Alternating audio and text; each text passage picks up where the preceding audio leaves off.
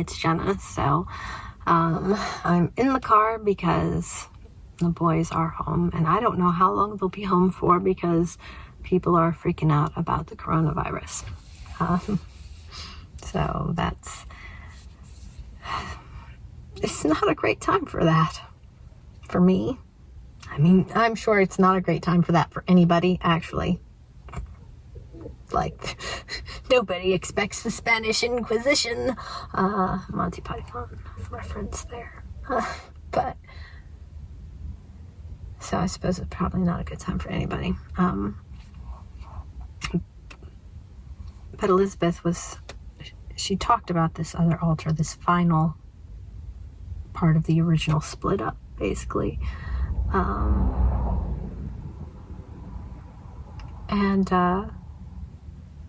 been really dissociative this week, and I'm honestly afraid of this part.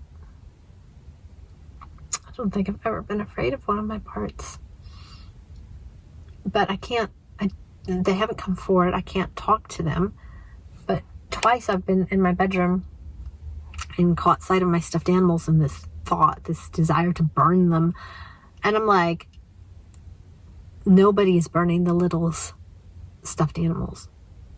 That's not happening. And this part wants to cut. And so I find myself shouting back into the headspace because I don't know how much they can hear, how much they're aware. I'm like, we do not hurt the body. You know, the system rules, we do not hurt the body. You know, we don't hurt each other. You are part of a system. You are an alter in a system. You are not the abuser. My therapist thinks it's probably an introject. You're not whoever you think you are. You are an alter and a system, and we are all in this together. And I don't know if they can hear me. I think they can. But I'm scared of them. I've tried really hard to let all of my alters front and to give them time to heal and to process. And some of them had some really bad coping mechanisms when they first came out, you know, and so all part of the healing process is coming and working through them. But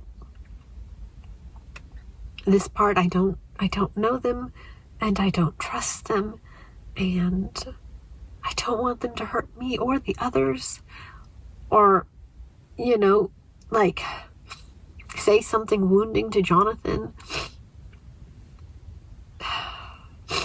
You know, like,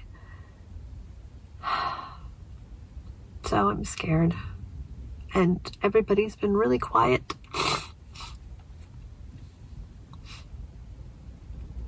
And Jennifer Adriana's like, we're handling this in the inner world. I don't know what that means. But I've never locked somebody down before. Jen's never locked. She's got that ability. So I can trust because she's still a part of me. I can trust that she would lock this down if it was bad. But I will not let this part come out and physically hurt my body or emotionally hurt my family. And I don't know what to do. But I have a friend with a master's in psychology, by the way, though he said it was pretty easy to get. He said a real idiot could get it. I don't know, maybe at his school, I don't know. But, so I told him, you know, about our that I was hurt and upset and struggling. And that I had noticed when I told him I had D.I.D, didn't really seem to interact with it. So he's messaged me back today about how he doesn't buy the D.I.D stuff. Like, in general, not for me, but just, like, in general. I was like, oh, so that's great. Have you done any research on this? Are you familiar with structural dissociation? Because you got to throw that out, because that PTSD falls under that, CPTSD, BPD, which I know he believes in, because that is primary structural dissociation and secondary structural dissociation. This is tertiary. I was like, so, I mean, you just thrown that whole theory out too?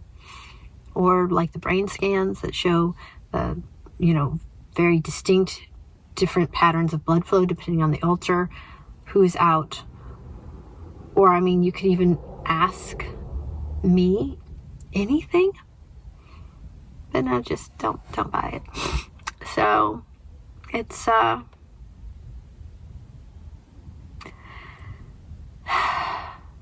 it's difficult. It's really difficult, but I'm glad I have a lot of other friends who support me. I've got amazing support with my family, and I've met some really good friends online. So, I mean, it's just upsetting. This is all scary and upsetting for